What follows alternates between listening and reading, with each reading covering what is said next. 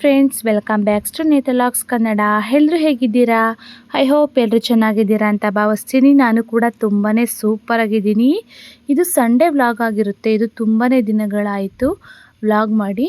ಸ್ವಲ್ಪ personal reason ಇರೋದ್ರಿಂದ ಸ್ವಲ್ಪ ವೀಡಿಯೋಸ್ ಎಲ್ಲ ಡೈಲಿ ಅಪ್ಲೋಡ್ ಮಾಡೋದಕ್ಕೆ ಆಗ್ತಿರ್ಲಿಲ್ಲ. ಬಟ್ ಇನ್ಮೇಲೆ ಡೈಲಿ ವೀಡಿಯೋಸ್ನ ಹಾಕೋದಕ್ಕೆ ಟ್ರೈ ಮಾಡ್ತೀನಿ. ಬೆಳಗ್ಗೆನೇ ರಂಗೋಲಿನೆಲ್ಲ ಬಿಟ್ಟು ಬರ್ತಾಯಿದ್ದೀನಿ. ನೋಡಿ ನಮ್ಮ ಗಿಡಗಳೆಲ್ಲ ಎಷ್ಟು ಚೆನ್ನಾಗಿ ಬರ್ತಿದೆ ಅಂತ. ಇವಾಗ ಡೈಲಿ ಮಳೆ ಹುಯ್ತಿರೋದ್ರಿಂದ ಗಿಡಗಳು ತುಂಬಾ ಚೆನ್ನಾಗಿ ಕಾಣಿಸ್ತಿವೆ, ಹಾಗೆ ಚೆನ್ನಾಗೂ ಕೂಡ ಬೆಳಿತಿವೆ. ನನ್ನ ಮಗಳು ನೋಡಿ ರಂಗೋಲಿ ಪುಡಿನ ಮರದೊಳಗಡೆ ಹಾಕ್ಕೊಂಡು ಬಿಡಿಸ್ತಾ ಇದ್ದಾಳೆ. ನಾನು ರಂಗೋಲಿ ಬಿಡೋದಕ್ಕೆ ಅಂತ ಸ್ಟಾರ್ಟ್ ಮಾಡಿದ್ರೆ ಸಾಕು, ಒಂದು ಮರನ ಇಟ್ಕೊಂಡು ಬಂದುಬಿಡ್ತಾಳೆ. ಅದರೊಳಗಡೆ ಹಾಕ್ಸ್ಕೊಂಡು ರಂಗೋಲಿನ ಬಿಡ್ತೀನಿ ಅಂತ ತುಂಬಾ ಹಠ ಮಾಡ್ತಾಳೆ. ಕೊಡಲಿಲ್ಲ ಅಂದರೆ ರಂಪಾನೇ ಮಾಡಿಬಿಡ್ತಾಳೆ. ಯಜಮಾನ್ರು ಡೈರಿಗೆ ಹಾಲು ಹಾಕೋದಿಕ್ಕೆ ಅಂತ ಹೋಗಿದ್ರು. ನನ್ನ ಮಗ ಏನೋ ಎದ್ದಿರಲಿಲ್ಲ. ನೋಡಿ ಯಾವ ರೀತಿ ಮಲಗಿದ್ದಾನೆ ಅಂತಂದರೆ, ಸಂಡೇ ಅಂತೂ 12 ಗಂಟೆ ಎಬ್ಬಿಸ್ಬಿಡಿ ಅವನಿಗೆ ಎದ್ದೇಳೋದೇ ಇಲ್ಲ.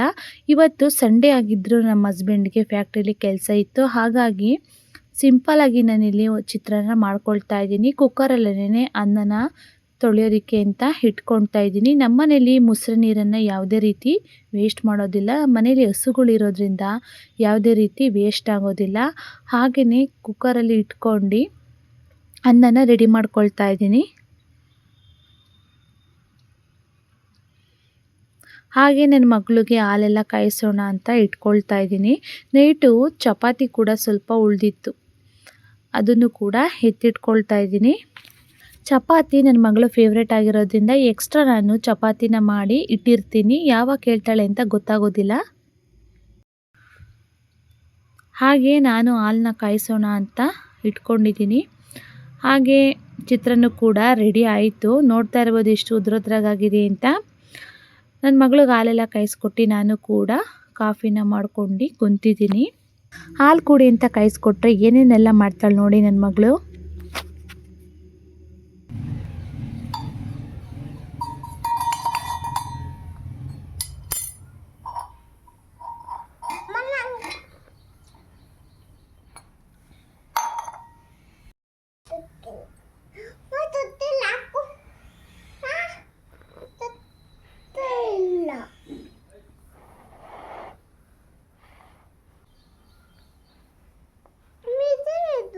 ಲಿಪ್ಸ್ಟಿಕ್ಕು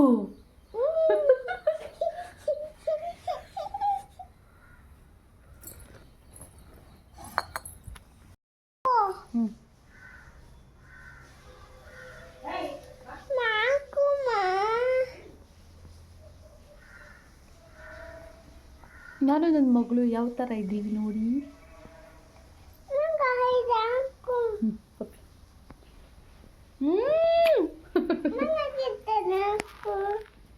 ನಮ್ಮ ಯಜಮಾನ್ರಿಗೆ ಬಾಕ್ಸ್ ಎಲ್ಲ ಕಟ್ಕೊಟ್ಟೆ, ಅವರು ಕೆಲಸಕ್ಕೆ ಹೋದರು. ಹಾಗೆಯೇ ಬಟ್ಟೆನೆಲ್ಲ ಒಗೆದಿಟ್ಟಿದೆ, ಅದನ್ನು ಆರೋಕ್ಕೋದಕ್ಕೆ ಅಂತ ಬಂದಿದ್ದೀನಿ. ನಾನು ಈ ಥರ ಶರ್ಟ್ಗಳಿಗೆ ಈ ಥರ ಬಟನ್ ಹಾಕೋದ್ರಿಂದ ಎಷ್ಟೇ ಗಾಳಿ ಬೀಸಿದ್ರು ಅದು ಕೆಳಗೆ ಬೀಳೋದಿಲ್ಲ.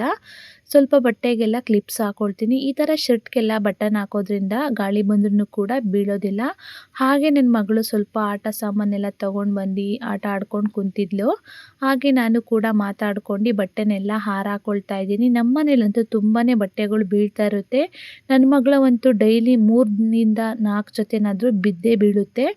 ಹಾಗೆ ಸ್ವಲ್ಪ ಎಲ್ಲ ಪಾತ್ರೆನೆಲ್ಲ ಬೆಳಗಿದ್ದೆ, ಅದನ್ನು ಜೋಡಿಸ್ಕೊಳ್ಳೋಣ ಅಂತ ಜೋಡಿಸ್ಕೊಳ್ತಾ ಇದ್ದೀನಿ. ನಿಮ್ಗೇನಾದರೂ ನನ್ನ ಬಗ್ಗೆ ಏನಾರ ಕ್ವಶನ್ಸ್ ಏನಾರ ಕೇಳಬೇಕು ಅಂತ ಇದ್ದರೆ ಈ ವಿಡಿಯೋ ಕಮೆಂಟ್ ಸೆಕ್ಷನಲ್ಲಿ ಕಮೆಂಟ್ ಮಾಡಿ. ನಾನು ಒಂದು ಕ್ವಶನ್ ಆ್ಯಂಡ್ ಆನ್ಸರ್ ವ್ಲಾಗ್ನ ಮಾಡಿ ಹಾಕ್ತೀನಿ. ಬಟ್ ನೀವು ಯಾರು ಕೇಳ್ತಾ ಇದ್ದೀನಿ ನಾನು ವಿಡಿಯೋದಲ್ಲಿ, ಬಟ್ ಯಾರು ನೀವು ಕ್ವಶನ್ಸ್ನ ಕೇಳ್ತಾ ಇಲ್ಲ. ನನ್ನ ಬಗ್ಗೆ ನಿಮ್ಗೇನಾದರೂ ತಿಳ್ಕೊಳ್ಬೇಕು ಅಂತ ಇದ್ದರೆ, ನಾನು ಏನು ಕೆಲಸ ಮಾಡ್ತೀನಿ ಅಂತ ಇನ್ಫಾರ್ಮೇಷನ್ ಬೇಕು ಅಂತ ಇದ್ದರೆ ನೀವು ಕಮೆಂಟ್ ಸೆಕ್ಷನಲ್ಲಿ ಕಮೆಂಟ್ ಮಾಡಿ. ನನ್ನ ಎಲ್ಲ ಕ್ವಶನ್ಸ್ಗೆ ನಾನು ಆನ್ಸರ್ ಮಾಡ್ತೀನಿ. ಹಾಗೆಯೇ ಎಲ್ಲ ಕೆಲಸ ಎಲ್ಲ ಮಾಡಿದಾದಮೇಲೆ ಕಿಚನ್ ಕೌಂಟರ್ ಟಾಪ್ ಎಲ್ಲ ಕ್ಲೀನ್ ಮಾಡ್ಕೊಳ್ತಾ ಇದ್ದೀನಿ. ಅಡುಗೆ ಆದಮೇಲೆಲ್ಲ ಕ್ಲೀನ್ ಮಾಡಿಕೊಂಡ್ರೆ ಅದು ನಮಗೂ ಕೂಡ ಸಮಾಧಾನ ಆಗುತ್ತೆ. ಹಾಗೆ ನಾನು ಲಕ್ಷ್ಮಿ ಅಕ್ಕಂಗೆ ಕಾಲ್ ಮಾಡಿ ಮಾತಾಡ್ಕೊಳ್ತಾ ಇದ್ದೆ. ಹಾಗೆಯೇ ಕೂಡ ಕೆಲಸನೂ ಕೂಡ ಮಾಡ್ಕೊಳ್ತಾ ಇದ್ದೀನಿ. ಗ್ಯಾಸ್ ಸ್ಟವ್ ಕೆಳಗಡೆ ಎಲ್ಲ ಸ್ವಲ್ಪ ಹಾಲು ಕಿತ್ತು ಅಂದ್ಬಿಟ್ಟು ಎಲ್ಲ ಚೆನ್ನಾಗೆಲ್ಲ ಒದ್ದೆ ಬಟ್ಟೆಯಲ್ಲಿ ಕ್ಲೀನ್ ಮಾಡ್ಕೊಳ್ತಾ ಇದ್ದೀನಿ. ಹಾಗೆಯೇ ಸ್ವಲ್ಪ ದಿನಗಳಿಂದ ಗ್ಯಾಸ್ ಸ್ಟವ್ನ ಚೇಂಜ್ ಮಾಡ್ಕೊಳ್ಬೇಕು ಅಂತ ಇದ್ದೀನಿ. ಅದಕ್ಕೆ ಟೈಮೇ ಸಿಗ್ತಾಯಿಲ್ಲ. ಬಟ್ ಚೇಂಜ್ ಮಾಡಬೇಕು, ಅದಕ್ಕೆ ಟೈಮುಗಳಿಗೆ ಇನ್ನೂ ಕೂಡಿ ಬಂದಿಲ್ಲ ಅನಿಸುತ್ತೆ. ಲಾಸ್ಟ್ ಒಂದು ಸತಿ ಹೋಗಿ ತಗೊಂಡು ಬರೋಣ ಅಂತ ಹೋದೆ, ಬಟ್ ನಮ್ಮ ಹಸ್ಬೆಂಡ್ ಬೇಡ, ಇದೇ ಚೆನ್ನಾಗಿದೆ ಬೇಡ ಅಂತ ಅಂದರು. ಹಾಗಾಗಿ ನಾನು ತಗೊಳ್ಲಿಲ್ಲ. ನೆಕ್ಸ್ಟು 4 ಒಲೆದು ಕೊಡಿಸ್ತೀನಿ ಅಂತ ಹೇಳಿದ್ದಾರೆ. ನೋಡಬೇಕು ಅದು ಯಾವಾಗ ಕೊಡಿಸ್ತಾರೆ ಅಂತ ಗೊತ್ತಿಲ್ಲ. ಪಾತ್ರೆ ಎಲ್ಲ ಬೆಳಗಿದ ಮೇಲೆ ಸಿಂಕ್ ಎಲ್ಲ ನಾನಿಲ್ಲಿ ಕ್ಲೀನ್ ಮಾಡ್ಕೊಳ್ತಾ ಇದ್ದೀನಿ. ನಾನಿಲ್ಲಿ ಸಿಂಕ್ ಕ್ಲೀನ್ ಮಾಡಬೇಕಾದ್ರೆ ವಿಮ್ ಜೆಲ್ನ ಹಾಕ್ಕೊಂಡು ಕ್ಲೀನ್ ಮಾಡ್ಕೊಳ್ತೀನಿ. ಇದರಿಂದ ಯಾವುದೇ ರೀತಿ ಸ್ಮೆಲ್ಲು ಕೂಡ ಬರೋದಿಲ್ಲ. ನೋಡಿ ಯಾವ ರೀತಿ ಕ್ಲೀನ್ ಮಾಡ್ಕೊಂಡಿದ್ದೀನಿ ಕಿಚನ್ ಕೌಂಟರ್ ಟಾಪ್ ಎಲ್ಲ. ಹಾಗೆ ನೋಡಿ ಎಷ್ಟು ಬೆಳಕು ಹೊಡಿತಿದೆ ಅಂತ ನಮ್ಮ ಕಿಚನ್ನಲ್ಲಿ.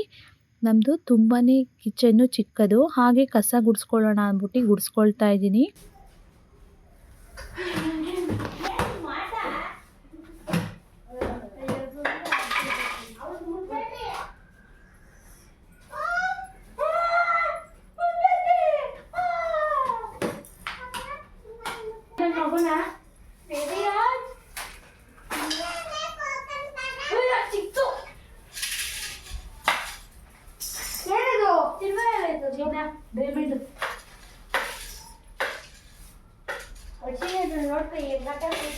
ಕಸ ಎಲ್ಲ ಗುಡಿಸಾದ್ಮೇಲೆ ನೆಲ ಎಲ್ಲ ಮಾಪ್ ಮಾಡ್ಕೊಂಡಿದ್ದೀನಿ.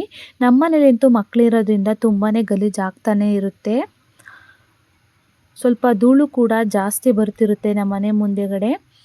ಹಾಗೆ ಬಟ್ಟೆಗಳ್ನ ತೋರಿಸ್ತಾ ಇದ್ದೀನಿ ನೋಡಿ ಎಷ್ಟು ಬಟ್ಟೆಗಳಿದೆ ಅಂತ. ಡೈಲಿ ಮಳೆ ಬರ್ತಿರೋದ್ರಿಂದ ಬಟ್ಟೆ ಒಣಗಿಸೋದಕ್ಕೆ ಆಗ್ತಾಯಿಲ್ಲ. ಹಾಗೆಯೇ ಶೂಸ್ ಎಲ್ಲ ಗಲೀಜಾಗಿತ್ತು ಅಂತ ಅದನ್ನು ಕ್ಲೀನ್ ಮಾಡಿ ಇಟ್ಕೊಂಡಿದ್ದೀನಿ. ಸ್ವಲ್ಪ ಬ್ಯಾಗ್ ಎಲ್ಲ ಧೂಳಾಗಿತ್ತು ಅಂದ್ಬಿಟ್ಟು ಎಲ್ಲ ಕ್ಲೀನ್ ಮಾಡಿ ವಾಶ್ ಮಾಡಿ ಇಟ್ಕೊಂಡಿದ್ದೀನಿ. ನೋಡ್ತಾ ಇರ್ಬೋದು ಎಲ್ಲೆಲ್ಲಿ ನೋಡಿದ್ರು ಬಟ್ಟೆಗಳು. ಹಾಗೆಯೇ ಐಸ್ ಕ್ರೀಮ್ ತಿನ್ನೋಣ ಅಂತ ಐಸ್ ಕ್ರೀಮ್ನ ತಿಂತಾಯಿದ್ದೀನಿ. ಹಾಗೆಯೇ ಡ್ರೈ ಪೇಪರ್ ಚಿಕನ್ನ ಮಾಡ್ಕೊಳ್ಳೋಣ ಅಂತ ರೆಡಿ ಮಾಡ್ಕೊಳ್ತಾ ಇದ್ದೀನಿ. ನೋಡಿ ನನ್ನ ಮಕ್ಕಳು ಎಷ್ಟು ಚೆನ್ನಾಗಿ ಆಟ ಆಡ್ತಿದ್ದಾರೆ ಅಂದರೆ, ನನ್ನ ಮಗಳು ನೋಡಿ ಅವ್ರ ಅಪ್ಪನ ಕೈಲಿ ಎಣ್ಣೆ ಹಾಕಿಸ್ಕೊತಾ ಇದ್ದಾಳೆ. ನೋಡ್ತಾ ಇರ್ಬೋದು ಹೆಂಗೆ ಹಾಕಿಸ್ಕೊತಾ ಇದ್ದಾಳೆ ಅಂತ. ಅರ್ಧ ಬರ್ಧ ಹಾಕಿಸ್ಕೊಂಡು ಓಡೋಗ್ಬಿಡ್ತಾಳೆ ಅವಳು, ಕ್ಲೀನಾಗಿ ಹಾಕಿಸ್ಕೊಳ್ಳೋದೇ ಇಲ್ಲ. ಹಾಗೆಯೇ ಬಿಂದು ಜೀರ ತೊಗೊಂಡು ಬಂದಿದ್ರು, ಅದನ್ನು ಕೂಡ ಕುಡಿತಾ ಇದೆ. ನನ್ನ ಮಗ ನೋಡಿ ಹಿಂದೆಗಡೆಯಿಂದ ಬರ್ತಿದ್ದಾನೆ. ಅವನು ಒಂದು ಎತ್ತಿಟ್ಕೊಂಡಿದ್ದ, ಬಟ್ ನನ್ನ ಮಗಳು ಗೊತ್ತಿರಲಿಲ್ಲ ತಂದಿರೋದು. ಜಾಸ್ತಿ ಎಲ್ಲ ಜ್ಯೂಸ್ ಎಲ್ಲ ಕೊಡೋದಿಲ್ಲ ಮಕ್ಕಳಿಗೆ, ಹಾಗಾಗಿ ನಾವು ಎತ್ತಿಟ್ಬಿಡ್ತೀವಿ. ನನ್ನ ಮಗ ನೋಡ್ಬಿಟ್ಟು ಮಿಸ್ ಆಗಿ ಅವನಿಗೆ ಕಣ್ಣಿಗೆ ಕಾಣಿಸ್ಬಿಟ್ಟಿದೆ. ನೋಡಿ ಒಂದು ಎತ್ಕೊಬಿಟ್ಟಿದ್ದಾನೆ ಆಗಲೇ.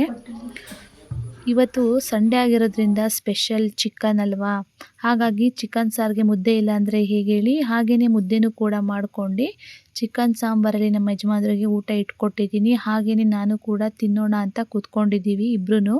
ಊಟ ಮಾಡಬೇಕಾದ್ರೆ ನಾವು ಡೈಲಿ ಇಬ್ಬರು ಕೂತ್ಕೊಂಡು ನೈಟ್ ಟೈಮು ಊಟನ ಮಾಡ್ಕೊಳ್ತೀವಿ.